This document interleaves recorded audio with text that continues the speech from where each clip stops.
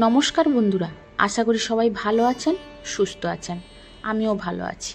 আমি সুস্মিতা নতুন আবার একটা ভিডিওতে আপনাদেরকে স্বাগত জানিয়ে আর সঙ্গে নিয়ে আজকে আবার একটা নতুন ভিডিও নিয়ে আপনাদের সামনে উপস্থিত হলাম।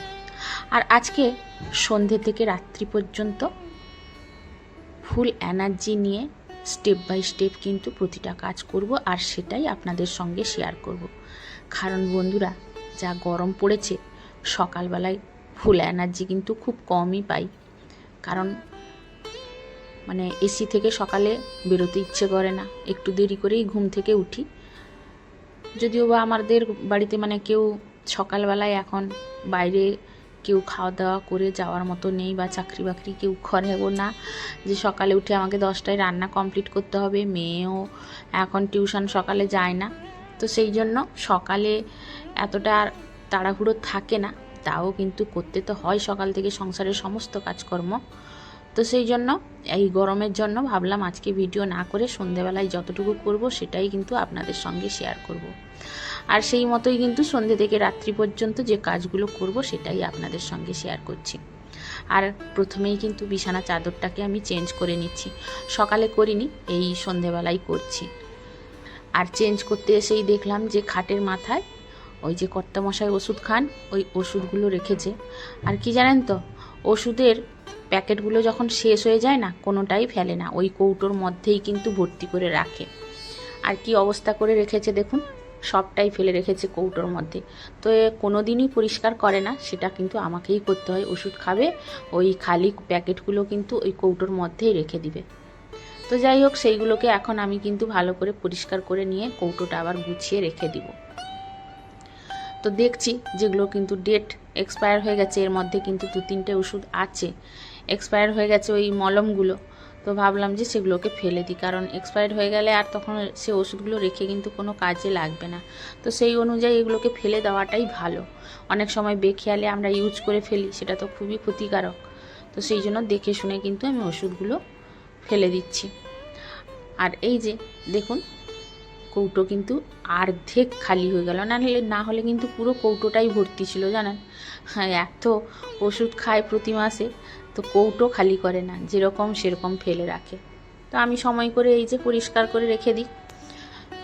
তো সেটা রেখে দিয়ে তার মধ্যে যে দেখালাম বন্ধুরা, আমার কিন্তু নাইটির ওই যেহেতু আমি বেটে মানুষ, নাইটি আমাকে একটু কেটে ছোট করতে হয়। তো ওই যে কেটে ফেলার পরে যে কাপড়গুলো বেরোয়, তো সেইগুলো ভাবলাম আমি আর ফেলবো না। আগে তো ফেলে দিতাম, এখন ভাবছি ফেলবো না। যেগুলো একটু বড় সাইজের বেরাবে, সেগুলো ভাবছি যে আমি গোপালের জন্য জামা বানিয়ে দিব।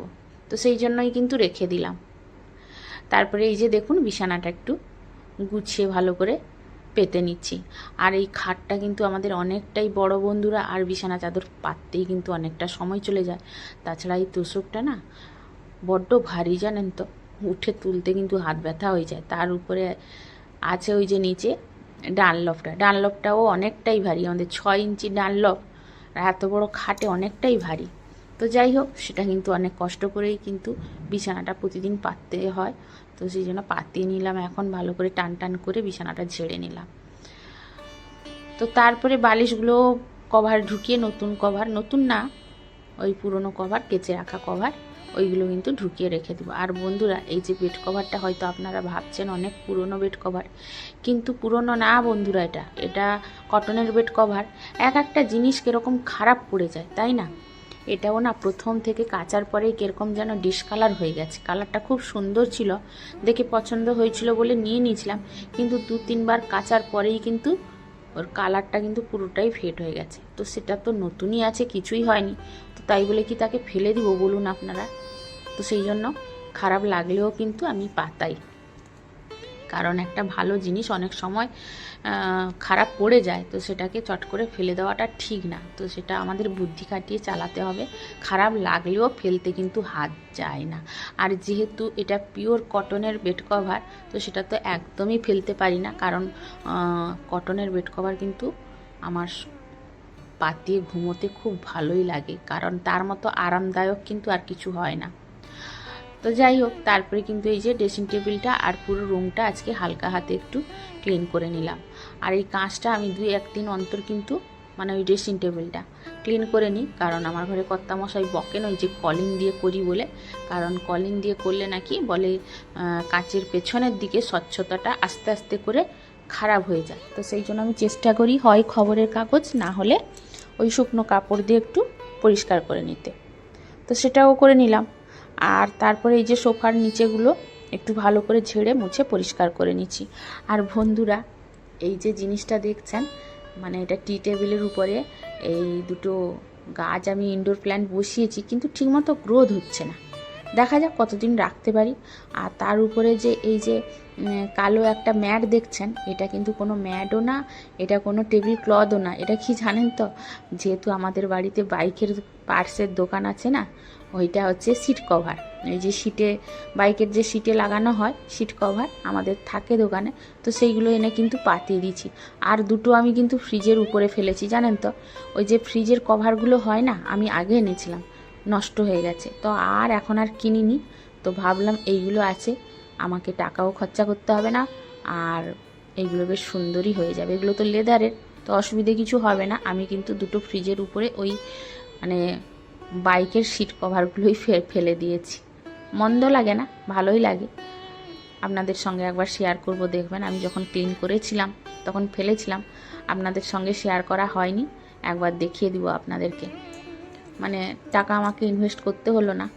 আসলে আগে লাগিয়েছিলাম ফ্রিজের উপরে যে পকেট দেওয়া কভারগুলো থাকে, আমি কিন্তু লাগিয়েছিলাম, কিন্তু সেটা নষ্ট হয়ে গেছে বলে ফেলে দিয়েছি, আর আনা হয়নি তারপরে। তো যাই হোক, এই যে দেখুন, আপনাদের সঙ্গে কথা বলতে বলতে আমাদের বেডরুমটা ভালো করেই ক্লিন করে নিলাম। আসলে বন্ধুরা, হয়তো আমাদের বেডরুমটা এতটা পছন্দ হবে না অনেকের, কারণ প্রত্যেকের আলাদা আলাদাভাবে রুম, প্রত্যেকের আলাদা আলাদাভাবে জায়গা। তো আমাদের বাড়িটা কিন্তু একটু লম্বা টাইপের, জানেন, মানে লম্বায় টানা রুম, আর এক সাইডে হচ্ছে রান্নাঘর, কিচেন আর ডাইনিং, এই হচ্ছে আমাদের রুম, আর মাঝখানে সিঁড়ি। এই জন্য হয়তো আমাদের ঘরের লুকটা কারোর হয়তো পছন্দ নাও হতে পারে। তো কী আর করব বলুন, যখন কেনা হয়েছে তখন সেটা তো আর ফেলে দিতে পারবো না, বা বিক্রি করে দিতেও পারবো না। তো সেই জন্য যেটা আছে, যেরকম আছে, সেই দিয়েই কিন্তু আমাদেরকে চালিয়ে নিতে হবে সারা লাইফ, তাই না বন্ধুরা? চেষ্টা করলেও সব জিনিসটা চেঞ্জ করা যায় না। আর আমরা সেই মধ্যবিত্ত ফ্যামিলির মধ্যে থাকি, আমাদের ক্ষমতা নেই যে আবার জায়গা কিনে ঘর করে নতুন করে করা, তাই না? তো যতটুকু আছে সেই দিয়েই কিন্তু আমাদের পরিষ্কার পরিচ্ছন্ন করে রাখার চেষ্টা করি। হয়তো অনেকের পছন্দ হয় না, কি আর করব বলুন, যতটুকু আছে সেটাই আমি কিন্তু গুছিয়ে রাখার চেষ্টা করি। তাছাড়া বন্ধুরা, আমাদের নিচে যেহেতু দোকান আছে, তো আমাদের কিন্তু নোংরা হয় প্রচুর। মানে নিচের তলায় আমি খুব একটা আপনাদের সঙ্গে ভিডিও শেয়ার করি না এই কারণে, কারণ নিচের তলায় একটু নোংরা হয়, আছেও নোংরা হয়ও, তো সেই জন্য এতটা আপনাদের সঙ্গে শেয়ার করি না। তো এই যে দেখুন, সোফার পেছনটা একটু নোংরা হয়েছিল, সেটাও ক্লিন করে মুছে নিলাম। তারপরে চলে এলাম আটা মাখাবো। আর কর্তামশাই এই যে কয়েকটা জিনিস নিয়ে এসছেন, আটা শেষ হয়ে গেছিলো, ময়দা শেষ হয়ে গেছিলো, সেইগুলো নিয়ে এসছে, সেইগুলো একটু ঢুকিয়ে দিলাম। আর তার সঙ্গে এই যে আরও কয়েকটা জিনিস এনেছে, তো সেগুলোও কিন্তু রেখে দিব। কালো জিরে, তেজপাতা, শুকনো লঙ্কা, এগুলো কিন্তু শেষ হয়ে গেছিলো। তো আমরা কিন্তু যতই আনি না কেন, আনার কিন্তু সংসারে শেষ নেই। আজ এটা শেষ হয়ে গেছে তো কাল ওটা শেষ হয়ে গেছে, তো এরকম কিন্তু প্রত্যেক দিনই চলতে থাকে, আর প্রত্যেক দিনই একটা দুটো করে জিনিস কিন্তু আনতেই থাকি। তো আজকে এই কটা এনেছে, আবার কালকে দেখা যাক কী আসে। তো সেইগুলোকে এবার গুছিয়ে নিব। আটাটা মাখিয়ে রেখে দিলাম, এরপরে এইগুলোকে গুছিয়ে দিব। তো প্রথমেই কিন্তু আমি তেজপাতাটা রেখে দিচ্ছি, কারণ তেজপাতাটা বড় বড় আছে এবারই অনেকটা, তো কেটে কিন্তু দুখানা করে ওই কৌটোর মধ্যে রেখে দিব। আর আমার কিন্তু বন্ধুরা এই ড্রয়ারের মধ্যে সব সবজি মানে মশলা থাকে, তো সেইটা একটু আপনাদের সঙ্গে শেয়ার করে নিলাম, কারণ আমি আর এক্সট্রা অন্য কিছু কৌটো কিনছি না, কারণ অনেক কিনেছি, অনেক জিনিস ব্যবহার করেছি, আর কিছু করতে ইচ্ছে করছে না। শুধু পয়সা ইনভেস্ট করা ছাড়া আর কিছু কাজ না এতে, জানেন তো। তো সেই জন্য সব কিছু এখন মোটামুটি বন্ধ করে দিয়েছি, যতটুকু প্রয়োজন ততটুকু এনেই কিন্তু আমি ইউজ করি। আর এদিকে দেখুন, আমি কিন্তু আজকে রুটির সঙ্গে রাত্রে কাবুল ছোলার তরকারি করছি, আর কাবুল ছোলার তরকারিটা করছি কিন্তু একটু চর্বি দিয়ে। আর বন্ধুরা দেখুন, আমি কিন্তু গ্যাস খরচা বাঁচানোর জন্য এইভাবে কিন্তু করি, কারণ আমাদের যেহেতু গ্যাসের উপরে সব কিছু করতে হয়, তো সেই জন্য চেষ্টা করি যাতে গ্যাসটাকে অনেক দিন চালাতে পারি। তো আমার কিন্তু 2 থেকে 2.5 মাস অনায়াসে চলে যায়। আর এই যে এইভাবে যদি আমরা করতে পারি, এই নেটের উপরে দেখুন আমি কিন্তু বেগুন, টমেটো, পেঁয়াজ, লঙ্কা, রসুন সব একসঙ্গে পুড়ে নিচ্ছি। ওই রুটির সঙ্গে আমার ভাসুর ঠাকুর খাবেন আর আমরাও খাবো। আর তার সঙ্গে একটু কাবুল ছোলার তরকারি করছি। আর কাবুল ছোলাটা আলাদাভাবে সেদ্ধ করিনি, আমি একদম প্রেশার কুকারে মশলাটা কষিয়ে নিয়েই কিন্তু আমি ছোলাটা দিয়ে সেদ্ধ করে নিব, মানে সিটি দিয়ে নিব, তবেই হয়ে যাবে। আর এতে করলে কি হবে, টেস্টও খারাপ হবে না আর গ্যাস খরচাও বাঁচবে। তো এইভাবে একটু একটু করে বুদ্ধি খাটিয়ে আমরা যদি কাজ করতে পারি তাহলে সংসারে অনেক আয় উন্নতি কিন্তু আমরা করতে পারবো। হয়তো আমরা মানে পরিশ্রম করে ইনকাম করতে পারি না, কিন্তু সংসারকে যদি বুদ্ধি খাটিয়ে আমরা চালাতে পারি তাহলে কিন্তু অনেক টাকাই সেভ করতে পারি। তো এই যে দেখুন লাস্ট লুক এইটা, আর খেতে কিন্তু অসাধারণ হয়েছিল বন্ধুরা। তো আজকের ভিডিওটা এখানেই শেষ করলাম বন্ধুরা। সবাই ভালো থাকুন, সুস্থ থাকুন, নিজেরা নিজেদের প্রতি যত্ন নিন।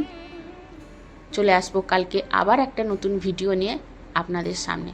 ততক্ষণ সবাই সাবধানে থাকুন। তো আজকের মতো বন্ধুরা টাটা।